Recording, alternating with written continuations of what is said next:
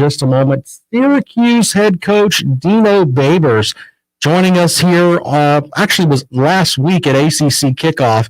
One of the more interesting guys in the ACC. I'm not sure how Syracuse is going to do this season, but it seems like Dino Babers is, when you're around him, man, he's just an exciting interview. So an interview we did last week at ACC Kickoff with Syracuse coach Dino Babers. Dino Babers, head coach of the Syracuse Orange, joins us here on the program today. Coach, I think the last time we talked, if my memory serves me correctly, you mentioned your father was in the military, maybe. And I guess I was looking at you. You were born in Hawaii, but now you're working in Syracuse. But a little different weather for you up north, huh? You know, it really is, but with the climate change, it's starting to be the same. You know, I got to tell you this. So 2 mornings ago, I'm getting ready. We start really early. I'm getting ready, and I look outside. I'm outside. I don't even look outside. I'm outside, and the sun was orange. Okay, no, I got a picture. I'll show you the picture. And I took a picture, and I sent it to one of my guys, and I say, "Go Orange." Okay, so I sent it. This is Katie Berardi, my assistant. So I sent it to Katie. Katie goes, "Yeah, it was like that last night." I'm like, "What?"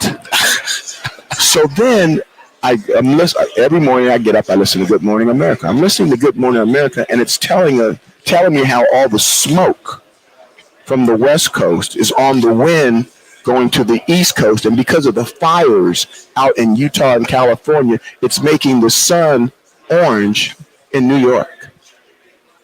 Well, there you go. I guess that's a little global warming, a little environmental lesson here on the show today for everybody. And I'm sorry that Clemson couldn't get to see the orange down there, or Tennessee, or maybe if the winds blow a little bit towards the south, maybe that can happen. Coach. Shove it in. But Coach, you talk about winds of change. Obviously, the job that you've done at the program. I know some struggles recently, and the fan base certainly wants to see some of that success that you had very early on in your career. But we had a chance to talk with Taj Harris. Seems like a great leader. That leadership, the qualities that your father instilled in you, that you're instilling in these young men. What's sort of the prospects for you guys in your mind's eye for 2021? I think the biggest thing is getting back on topic. I really thought that the pandemic hit certain states differently. There's some states, I'll say further south, where it was like they weren't even in a pandemic, that they really didn't affect them, that they were really kind of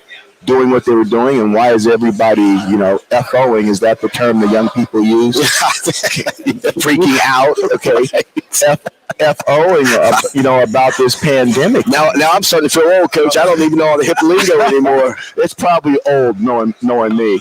But, when you're from the state of New York and you're kind of like on the front line of what was going on, and we were dropping 500 casualties, 700. I mean, it was like a war zone. And I don't compare war to anything because I don't think people really understand what war is all about. Right. And I don't want to get that misconstrued here, but it was really different in our state. And it hit us differently than everybody else.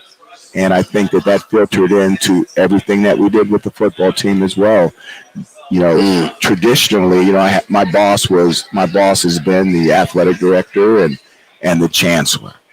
But, during the pandemic, my boss was the athletic director, the chancellor, the mayor, the governor. I had never seen politics drip so far down into athletics in my life. And I'm not quite sure I want to be around if it ever happens again. But, one of the things that we're proud about is that, we went out 12 games and we played 12 games. And I would like to see how many teams can actually say that, even in the ACC, because I know what the answer is. And I can still hear those parents, Coach, you're going to take care of my son. Mm-hmm. And I'm like, we're going to take care of your son. And we did. Now, the record wasn't what we wanted to be. But thank goodness that we get another opportunity in 2021 to make that difference. Well, it certainly was a unique year for everybody, and the emotional side and the social, mental side for these young men had to be tough. But, coaches, families, everybody kind of went through that together. Then you get a new commissioner in this league, and yesterday he's at the podium and he says, hey, we're going to put football at the forefront essentially of this league as a college football coach in the ACC. Hearing that from, the commissioner, what was that like for you to have that message in the league that, up to Syracuse, even Jim Boeheim's brand, he's got a big brand, but, it's traditionally been seen as a basketball brand. I mean, what was that like to hear that yesterday? 2 words. First word is different, and the second word is exciting. And, the tradition from football and basketball, I think we have both strong traditions in Syracuse, especially if you go back. Oh, yeah. Man. And there's very few teams, the Floridas, the UCLAs, there's very few teams that can say we can do both. But I'd like to think that we're one of those private schools that can do both. And we're going to be doing everything in our power to get back to that. Coach, last season you had, we can use the term injury bug, but it seemed like that just badgered you throughout the season, but kind of rebounding in December when guys deciding to come back. Of course, your quarterback, Tommy DeVito, and then one of your defensive linemen, Josh Black, announces he's coming back too. How does that rebound effect help you heading into this season? I'm so proud I call them my super seniors. Now, Tommy's just a junior, so technically he has 2 more years, but Josh Black is a super senior. Aaron Service is also with us, and I believe there's 6 of them. I believe there's 6 super seniors on my team. I'm giving them a shout out right now. We could not have the enthusiasm that we have right now without those individuals being a part of this unit, and they're going to give us a chance, like Dumb and Dumber. So you're telling me you got a chance. These six give us a chance. Great. And to bridge this thing, because we're young, we got some talented cats, but we're young, but we need to bridge it. And these guys are going to give us an opportunity. The last time that we had these expectations, I think we were about 2 minutes and 45 seconds from winning the conference. Yeah. My final question for you today, we were talking with Tosh Harris earlier, and I read something last night that there's a chance, if he has a really good season, he could be the all-time leading receiver at Syracuse. He's one of the reasons why he's here. He really has really worked hard. His growth from his freshman year to now has been absolutely amazing. And again, you talked about the injury bug and what that did to us last year.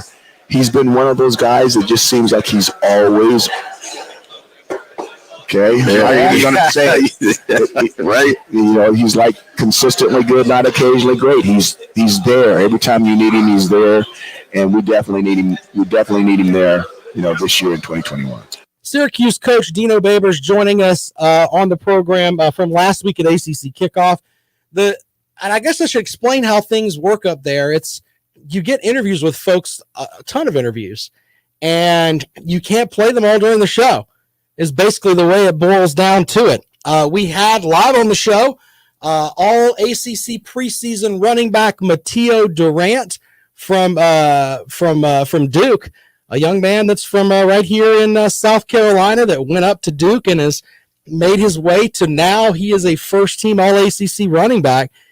We got a chance to interview him live, but some of the other stuff, it was tough. I mean, you have to get them when the folks come through there, and we were able to get with Coach Dino Babers there. And, very interesting in that interview, he talks about how the stuff with COVID affected his program, meaning, normally, as he said, you have to deal with your athletic director and the chancellor of the university.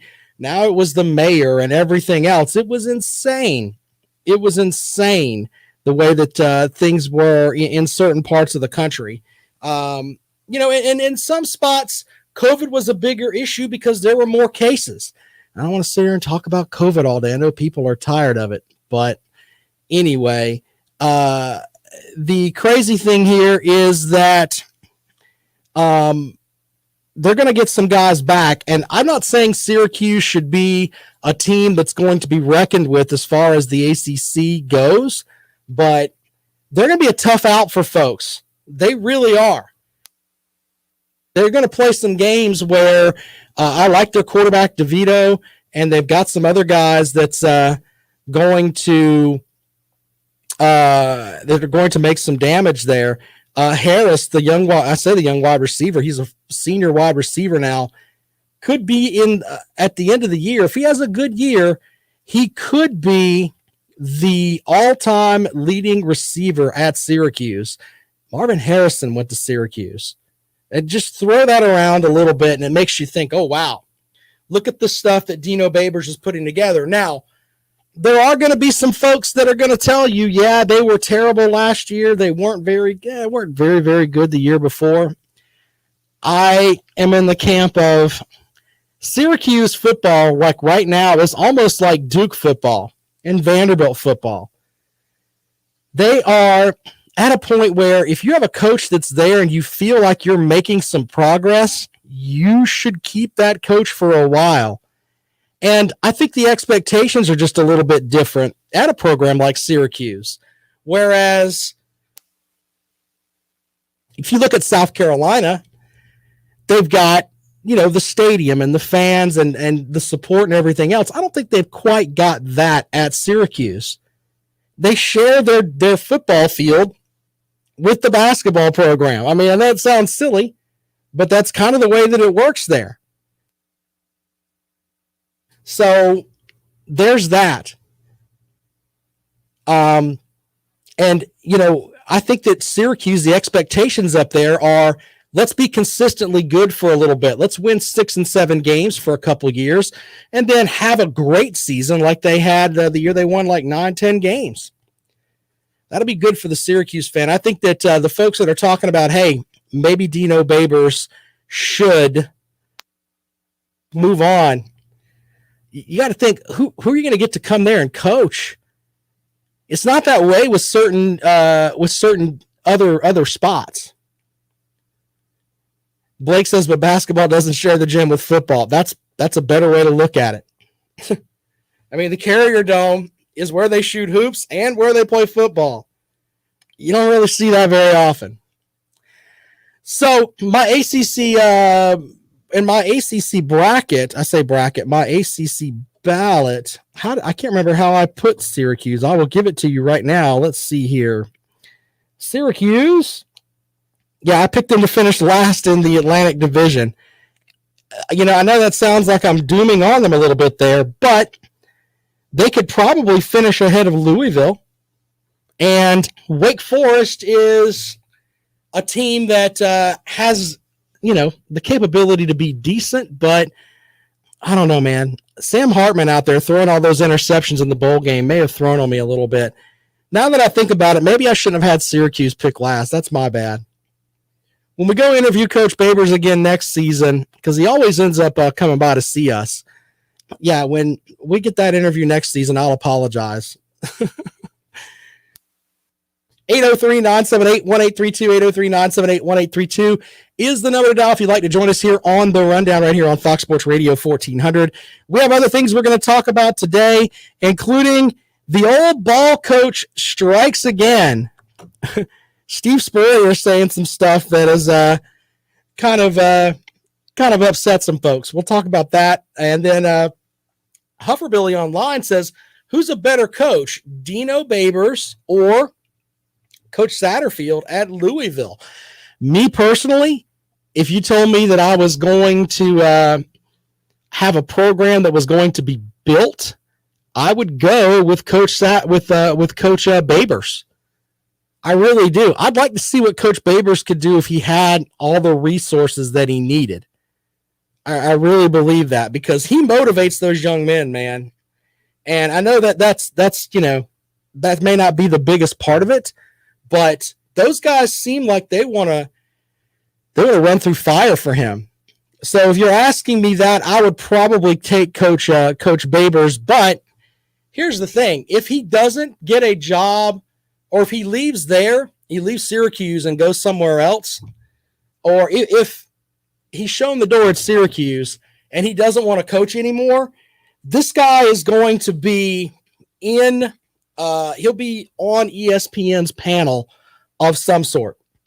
He is that magnetic, and the way that he He just remembers things, and he's just a bright guy.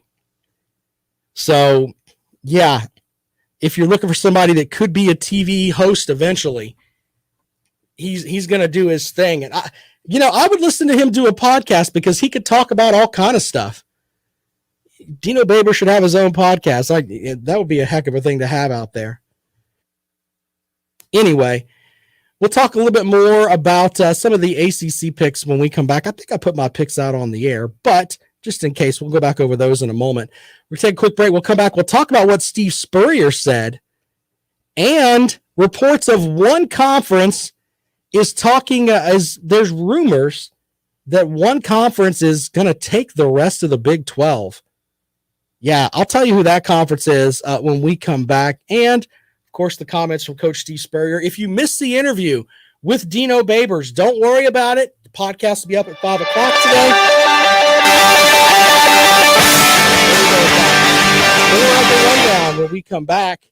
This is Fox Sports Radio 1400.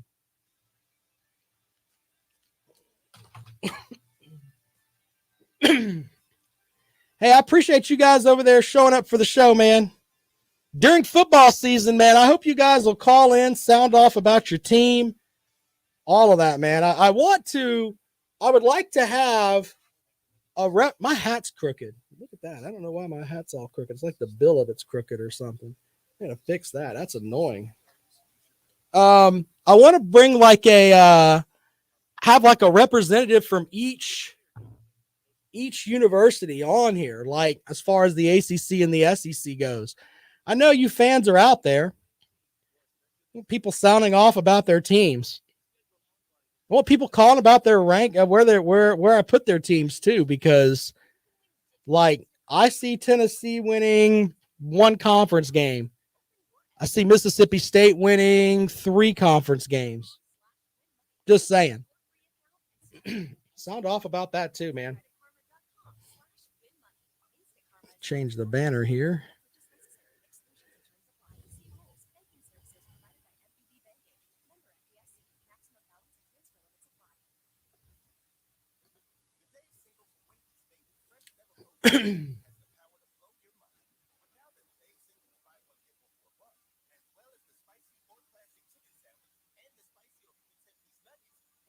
Do you really believe that, Chris? I mean, seriously. I mean, you think Georgia's going 12-0. That's fine. Their whole season hinges on that Clemson game, in my opinion. Uwe Ungalale is good. I don't know what you're talking about, Fireball. Welcome back to the Rundown on Fox Sports Radio 1400 around the world on the iHeartRadio app. I'm going to start previewing teams here next week. Yes, I'm going to give you I'm going to make sure I ration out the days. Basically, we're going to do, I'll do my wins-loss records for each team, and it'll be like, we may have Alabama Day, and then we'll have a team from the ACC on the same day until we get right up to kickoff for the season. You know, we're all hinging on September the 4th, but there's games the week before. So there's that. Not to mention, you got the training camps are opening up, so we're going to be involved with all of that too, man. What are the Panthers going to do? What are the, insert your team here. What are my Packers going to do? Yeah, good stuff there. By the way, Coach Steve Spurrier, who spent 23 years coaching in the SEC, had some comments to the Orlando Sentinel. And this is, by the way, just typical Spurrier.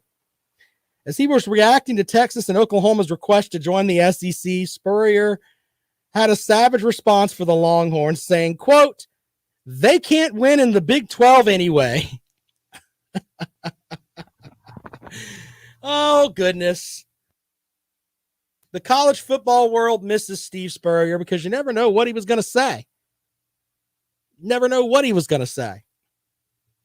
So he jumps out at that, and basically even at his advanced age, I mean, Spurrier's what, 72, I think, something like that. Yeah, there you go with that. Coach Spurrier getting the dig in there. All right, so there's also another story out there that I thought was interesting, and it's basically the idea that one conference is looking to kind of take the teams from the Big 12. And I'm making sure I've got my article up here because I want to make sure I'm right. But make sure I have the exact wording of it here. But, oh, here we go. So with Texas and Oklahoma supposedly heading to the SEC, the remaining 8 schools, they're kind of looking around like, what are we doing? So there's been rumors about, what's going to happen with Kansas State, Iowa State, or Kansas, Iowa State, Oklahoma State, West Virginia. Are they going to go to the ACC? But the American Conference, a report comes out on the heels of Bowlesby's, which is the commissioner for the Big 12, his accusation that ESPN is trying to aid the AAC in poaching from the Big 12 and blowing up the Big 12. Basically, what's going to happen, the Big 12 thinks the American is going to grab the 8 remaining members and let Texas and Oklahoma are obviously going to go to the SEC. So think about that. Yeah, with that, the best members of that conference are UCF, Cincinnati, and Memphis. I think that's a fair statement. But if you think about it from this perspective, I'm not saying that they're going to be a team that are a conference that will compete, but if you get Oklahoma State and you get a team like Baylor, big enrollment at Baylor, and some of the other teams from the Big 12, bringing Kansas in for basketball would make that conference really good. Maybe that's the way things are going to go. Or are we going to have it where there's a setup where you're going to have certain conferences that merge together? What if the SEC and the ACC decided to merge? Just saying.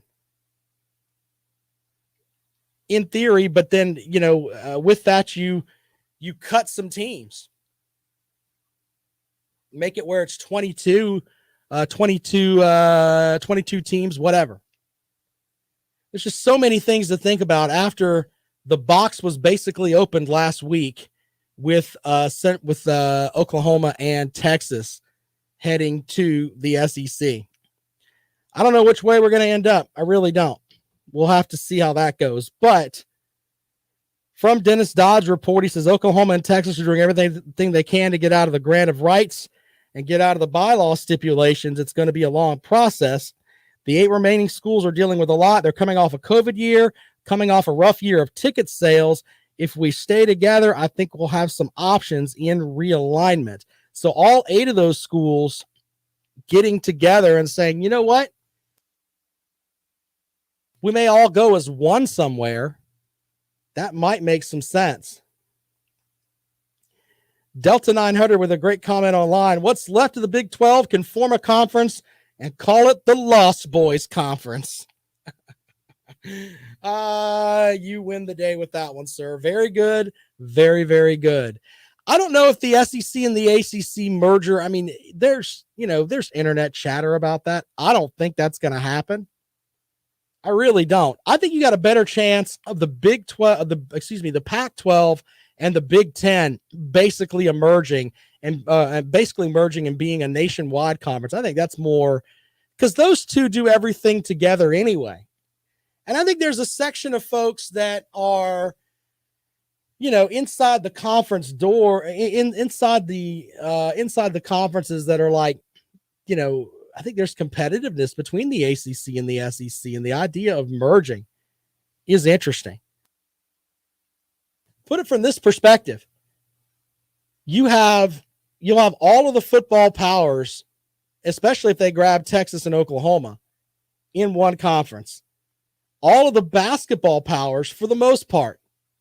I mean, you're adding Duke, North Carolina, Syracuse, who has, a storied basketball tradition, to the SEC.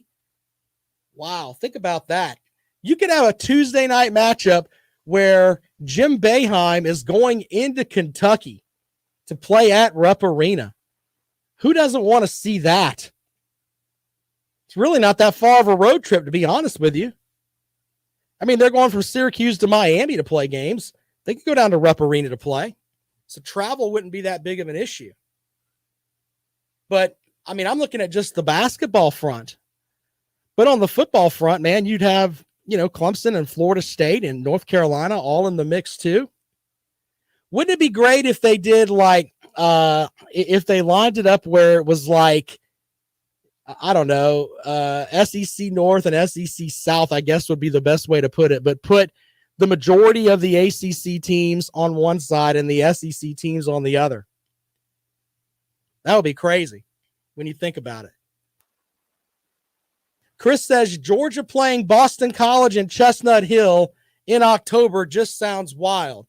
Look, I've had on AJ Black from Sports Illustrated, who works for BC Interrupted, which is the Boston College portion of the Sports Illustrated website there. And he said if you go to a Boston College game in October, the one thing that you'll notice is that around the stands, first of all, he said it's not going to be a sellout. They don't do a lot of sellout games there unless it's Notre Dame or Clemson or maybe Florida State. But he said you'll see more Tom Brady jerseys than anything. So Tom Brady and the Pats, you'll see a lot of that, he said. And, hey, I mean, he's the guy that's up there with his finger on the pulse up there for that fan base. That's what you'll get. That's some crazy stuff there when you really think about it. I don't know if putting them all together would make the most sense, but when it comes to the TV money, man, that's what it boils down to, because I think a lot of people are in the camp of they don't want to go to games anymore. I'm serious. I think we'll have a bounce back year this year, but after that, man, the idea of watching a game in a stadium is rough, especially when you can watch it at your house. If your team's getting blown out, you can flip it to a movie.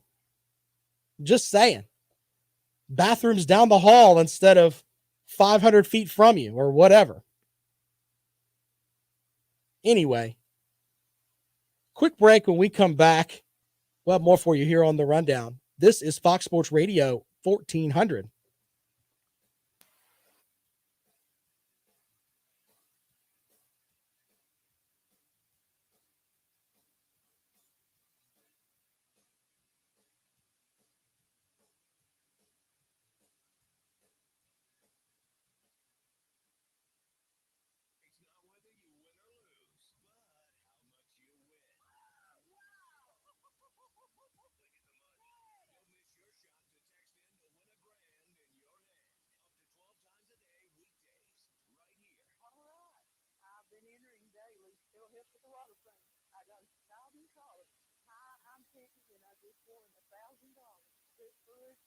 Brad, what you're saying makes sense. North, south, east, and west. And I like that idea because of the travel portion of it. And you make those teams play each other to cut down on travel. And you have 2 long trips a year. If you have 6, if you have 24 teams, 4 different pods, basically, that makes a lot of sense.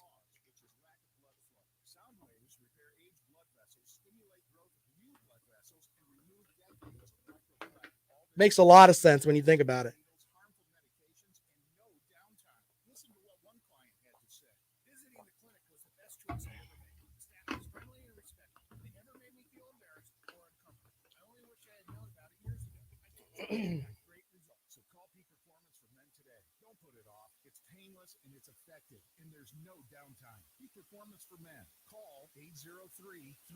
What do you take so you don't take a crap, Delta? Hold on, man. That's some craziness right there. When a community grows, its hospital should grow too. And that's just what we're doing at Lexington Medical Center. We recently launched the largest hospital expansion project in South Carolina history.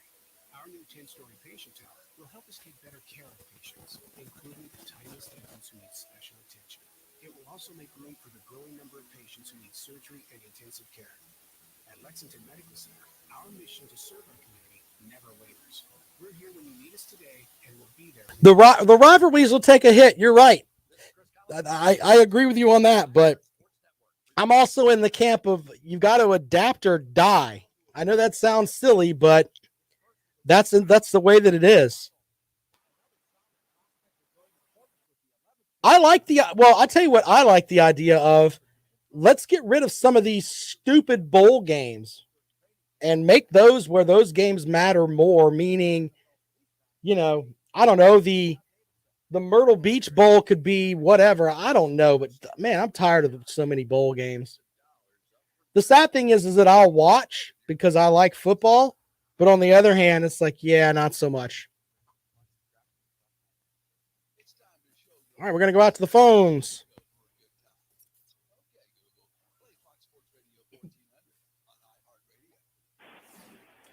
Well, welcome back into the rundown. We're going to head out to the phones and welcome in Bobby. Bobby, what do you got for the show today, buddy? It's plain and simple, what you just brought up in your last segment about empty stadiums. I'm going to play the same plain and simple, a blackout rule. I grew up in Miami, Florida, 75 miles around the Orange Bowl for the Dolphin games. It wasn't sold out 72 hours before kickoffs. Plain and simple. You didn't see the game.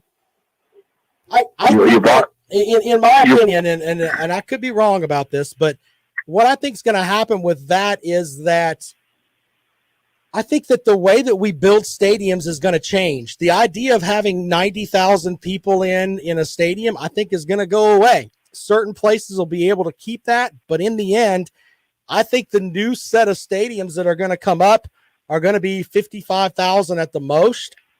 And I think we'll end up with a lot more dome stadiums, to be honest with you. I think that's realistically going to happen. But I still think this year, especially in the South, there's going to be a run of people that are going to go to football games because they couldn't go last year. And I think a lot of it has to do with, the old Rage Against the Machine song. I'm not going to do what you tell me to do. They're going to go and like a middle finger to society because there's still a section of people that think that, hey, that people shouldn't be out and about in stadiums because of COVID-19. I think there's going to be a big burn towards that this year. But I think when people start going, before the pandemic happened, there was a great section of folks that thought like I do. One of the best things I get to do is work for our Gamecock coverage across the hall in our sister station, because I can watch 7 games at one time. And I think people would rather be able to do that and not have to deal with, some of the crazy that goes on at the stadium, which can happen across the country. Go ahead, Bobby. Okay. But I'll say plain and simple is here in South Carolina, the powers that be in Columbia, the location of Williams-Brice Stadium, that makes it so crazy, some kind of crazy, as you put it, to get to the game, September, October, November, that people just don't want to put up with it. Yeah. So it's a cause and effect type thing. It so much was such. I didn't grow up here, and a part of the culture that you cooked out outside the stadium and went in the game and watched it, and everybody knew everybody and socialized. But now it's changing the way the demographics of this area. There's so many, and I'm one of them, a transplantee from Miami, Florida. It's coming to that point where the stadium's located in the inconvenience, and it's an outdoor stadium, and the heat of, I don't know how many people go to the Eastern Illinois game. That's something to think about. That it's so much becoming the college game in the SEC cities, with the exception of Vanderbilt, not to pick on Vanderbilt. It's become so much of like an NFL type of deal like it was 20, 30 years ago in the NFL. That you got this awful stadium, no chairback seats, locked in this part of town with no interstates to get on, get in and get out. It's probably going to have to change because college is morphing into a professional football sport. And that's looking from Columbia's standpoint, that just the difficulty of getting in and out of that stadium, okay, but if you have it at home and people who stay at home and party at home and cook out at home and have some kind of pay-per-view deal. See, one thing I never asked my best friend with the direct TV ticket, the season ticket for the NFL, is it blacked out in Miami? You still have to go to the game. I need to call him out and ask him that, or can you just stay at home and watch all the games on direct TV and the NFL, the season ticket, and see the Dolphin game if they're at home, and then all the other games are on Sunday at 1 o'clock, 4 p.m. in the night game. See, but eventually people just feel so inconvenienced in society having to get out and go, or pay the prices and take their family. I know I'm sermonizing. I'll listen to your response off the air. Appreciate it, man. You're always welcome to call the program, man. Thank you so much. Yeah, but the thing is, my work schedule's changing, and I try and call you intermittently, and I try and call Teddy intermittently, but it's a different work schedule than holding down the job I have. Appreciate it. So, and all right, you have a good day. Thank you, Rob. Thank you for your service to our country. Oh, man, appreciate it, man. You have a great day. All right, there you go. Bobby from KC joining us here, and he brought up some good points. The idea of, look, if you go to, I tell you what, I am a fan of college football. Love college football more than anything, okay?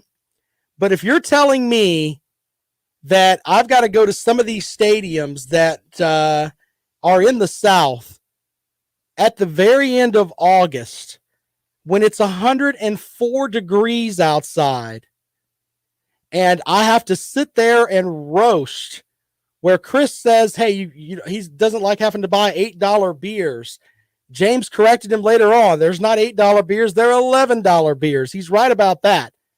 I'm not one that's going to drink a whole lot when I'm out, but I tell you what, I am not doing that. And I've got my children, I've taken my kids to games, and, they like baseball. But if we go to a football game, man, it is an absolute all-day event that it takes us time to recover from. I know people are like, oh, wow, we live in a wuss society now. But no, I'm telling you, we're at the point now where I think there's a crossroad with folks. There really is a crossroad with folks. They don't want to, invest that much time. And to be honest, it's expensive as all get out. I think a ticket to a South Carolina game is like $100 a ticket. So you take a family of 4 to a game just to get into the stadium's $400, not counting however much it's going to cost you to park. I mean, you could literally spend $700-800 for one game. One game. So the cost of it's insane, but I'm not sitting up there and getting a heat stroke. That is not happening. Not happening. Delta 900 says, come on, Rob, if you're born in the South, the humid heat is in your blood. Yeah, I'm with you on that. But I'm getting to the point now where in my younger years, yeah, man, I would do that. I would do that. I would go out and I would weather the storm. I remember going to Braves games. We would drive down to Atlanta that morning, catch the noon game, and then drive back that night. Like, I can't fathom doing that now. I'd be falling asleep. Chris says you need to take out a small loan if you're going to take kids to a game. Yeah. Yeah, I mean, it really is that crazy.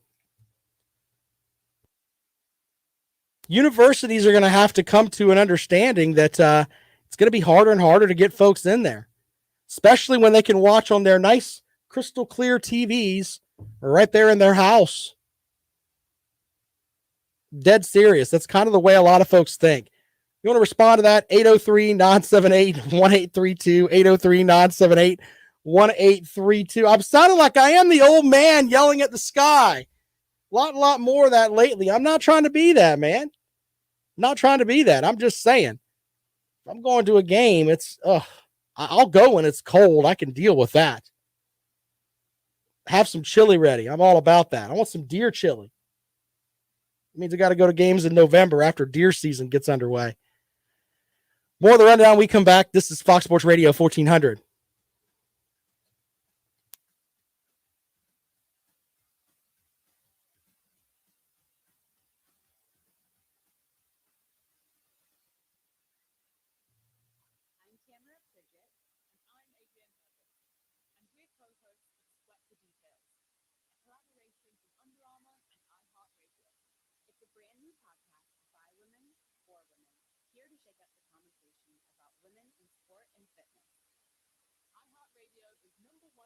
Chris, I know you're a fan, but I am not spending that kind of money, dude.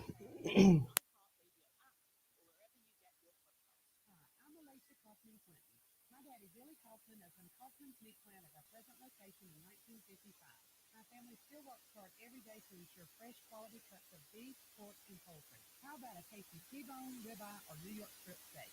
But to order at Kaufman's Meat and Place, just look for the signs near the intersection of US 1 and I-20 in Lexington. Call us at 356-0076 to place your order. Kaufman's Meat and Place, when you want the very best for money can buy. Stream what you love with the new Roku Express 4K Plus. Brilliant 4K picture quality, smooth Wi-Fi, and a voice remote with TV controls so you can enjoy your favorite channels like iHeartRadio. Play iHeart and listen to podcasts like Stuff You Should Know, the Ron Burgundy Podcast, The Breakfast Club, and more. Roku Express 4K Plus. It's all the streaming essentials you need at the affordable price you want. It's streaming made easy. Get yours now at Roku.com. Happy streaming. Let's go! Get $1,000 in your head. Oh my God, cool. Just listen for the keywords to text in to win $1,000 up to 12 times a day weekdays. Woo! Yes! Final segment of the rundown here on Fox Sports Radio 1400 around the world on the iHeart Radio app. I'm Rob Sanders. Feel free to call in. Are you going to go back to games? And what I mean by that is I think people are going to go from before, saying, hey, I want to go. I didn't get the chance to go before. Now I'm going to get a chance to go. But after that, I know it sounds silly, but the novelty wears off because that's what it is. That's what it is.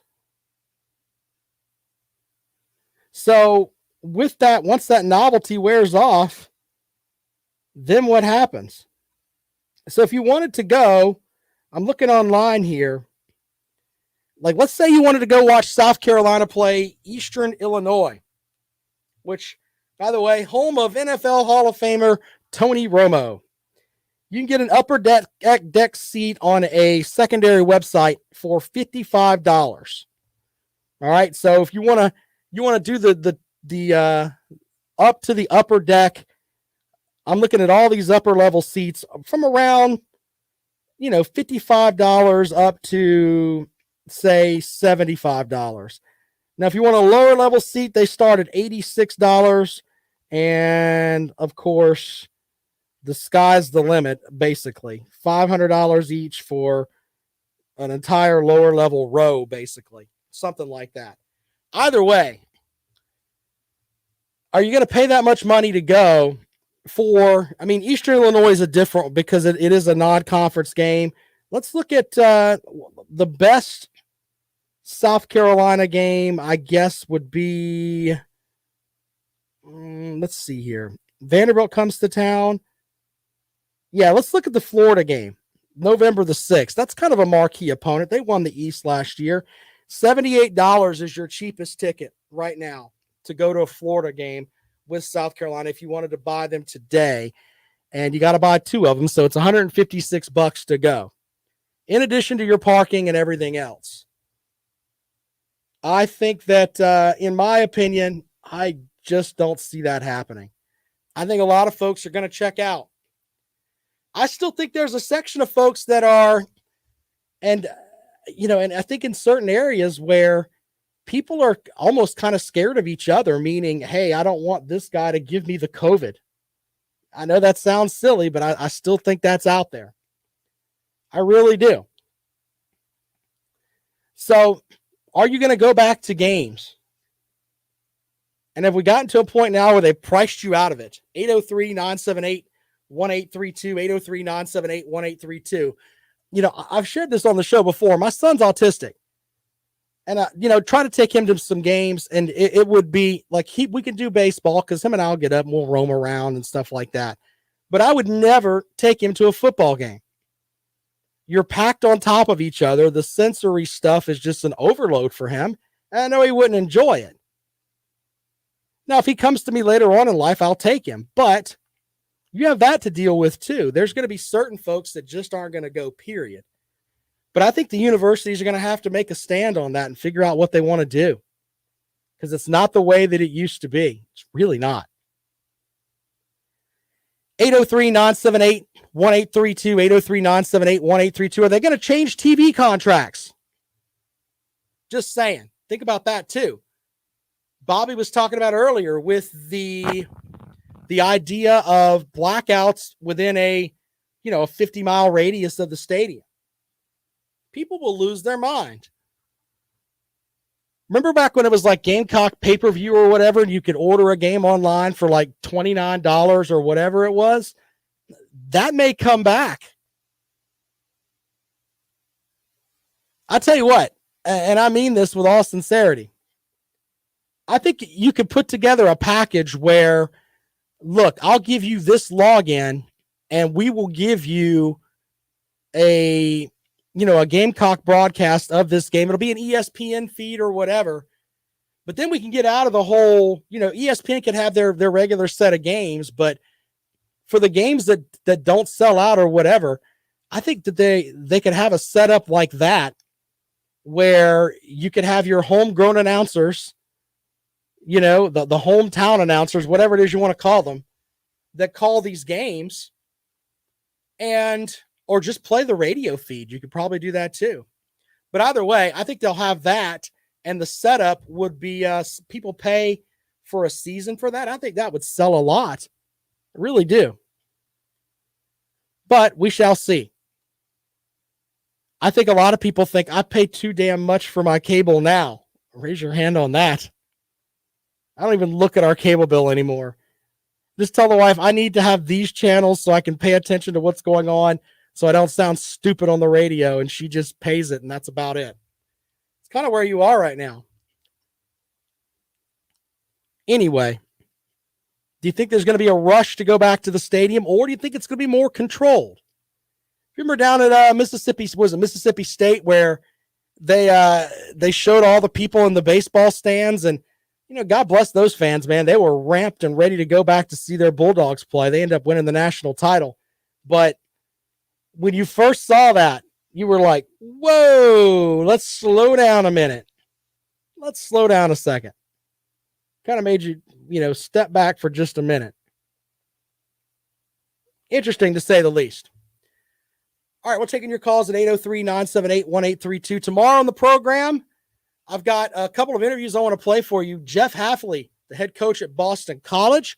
We will talk with him. I actually recorded the interview last week, so make sure you check that out. Is this the year for Boston College? They almost beat Clemson last year.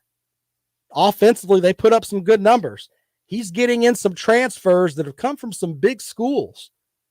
Our interview with him, we'll have that for you tomorrow, in addition to an interview with Don Munson, the voice of the Clemson Tigers. So all of that tomorrow here on the Rundown as we get you set up for the weekend.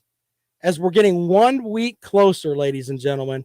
These next couple of weeks are the weeks you need to be kind to your wives, girlfriends, etc.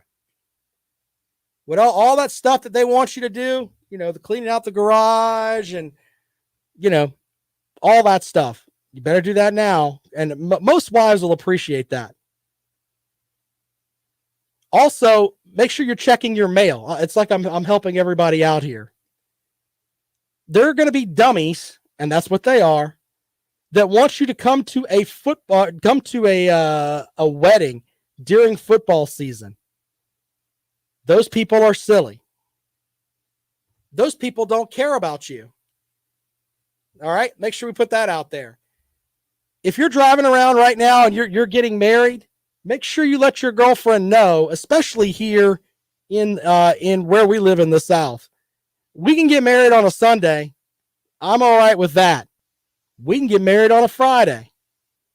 But do not get married on a Saturday during football season. No one wants to be at your wedding. And that's just real. They want to be able where they can actually watch their team. Now, I know some people are going to say, they'll think around it. Well, we can do it during the bye week. Okay, but it's not everybody's bye week. All right, so stop thinking it's just about, this one team's bye week. It's not that way. And by the way, your anniversary after that, you're subjecting your husband to having to do all kind of stuff on the anniversary when the following year, the bye week's not going to be there. So if you're driving around and you're going to get married, congratulations. Finding the perfect one is a hard thing to do. But you know what? You can tell if your marriage is going to last very simply if you just point blank say, we're not getting married during football season on a Saturday. We are not going to be a selfish couple and tell people, hey, you should come to our wedding on a Saturday during football season. We are going to be folks that are considerate of our friends, because they're going to tell you, oh, we'll be done. We'll go at noon and we'll be able to catch the 3:00 kickoff. No, it's not like that. It's not like that. That's not how it's going to work. Don't get married during football season. There's some advice from old man in the sky, Rob, here. It seems like that's what I'm doing now, is being old man in the sky. What is wrong with me? Anyway, Lawton Swan from Clemson Sports Talk is next. He is the czar of Clemson Sports. Be sure to follow him on Twitter. He's at Clemson Sports. He'll be here from 4 to 6 o'clock today. Stop looking at me, Swan. Gotta love the Swan, man. He'll have some great stuff for you this afternoon as we roll along here, getting closer and closer to football season. Podcast of the show will be up at 5 o'clock. Be sure to check that out. And, of course, I'm on Twitter at Rob Sounds Good. Alan got married in January. That's right. Alan's wife cares. Way to go, Alan. Don't get married outside of football in football season. It's very selfish. There you go. More of the rundown tomorrow here on Fox Sports Radio 1400. You guys rock, man. We'll see you later, okay?